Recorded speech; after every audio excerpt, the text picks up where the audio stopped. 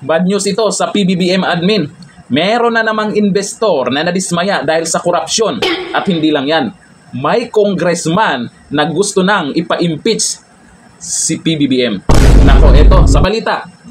Binanata ng US State Department ang Pilipinas sa korupsyon at mahal ng gasto sa kuryente na nakadidismaya sa mga investor. Kahit may create more law na ipinasa bilang batas para makaakit ng investors, puna ng State Department, mabagal at malabo pa rin ang takbo at napakabusisi pa rin ng pagpaparehistro at pagkuha ng permit sa bansa na nakairita sa pamahalaan. At ito pa, Dunyor, bad news na naman to. May congressman na gustong ipa-impeach ka.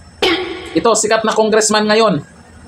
Ang sabi dito sa balita ngayon, we will impeach President Marcos. Yan ang isinigaw ni Cavite 4th District Representative Kiko Barsaga laban kay Pangulong Marcos Jr. hinggil sa umano'y kawalan ng aksyon sa isyu ng bilyon-bilyong pondo ng flood control projects na sangkot sa kontrobersiya. Ayon kay Barsaga, handa siyang itulak ang impeachment laban sa Pangulo dahil sa umano'y kakulangan nitong magdala ng hustisya para sa taong bayan.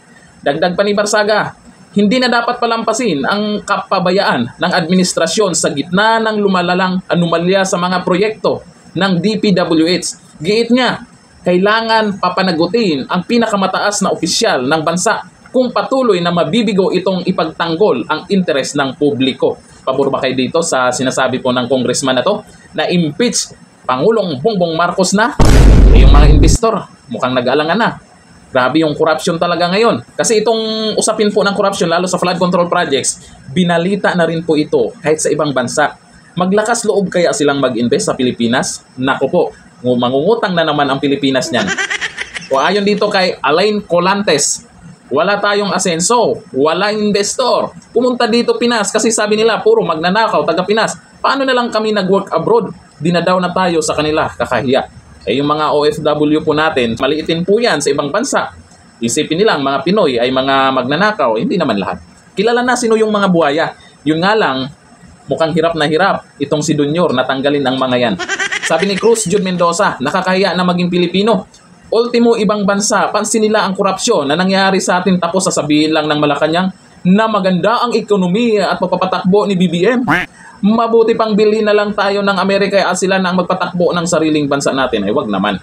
O sabi ni Ryan Harencio o Claire Castro, pasok. O si Claire Castro, alam nyo naman yung mga kwento nito.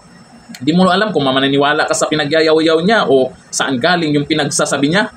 Yung binalita na kung anong nangyayari sa bansa pero iba yung paniniwala niya. Malamang ay yung pinagyayaw-yaw niya minsan dyan, opinion lang niya. Vlogger to, di ba? O, Auntie Claire, anong masasabi mo sa balitang to? At dito sa congressman na gusto ipa-impeach yung amo mo, eh malamang magre-react yan. Kapangan. Hanggang dito na lang. Thank you.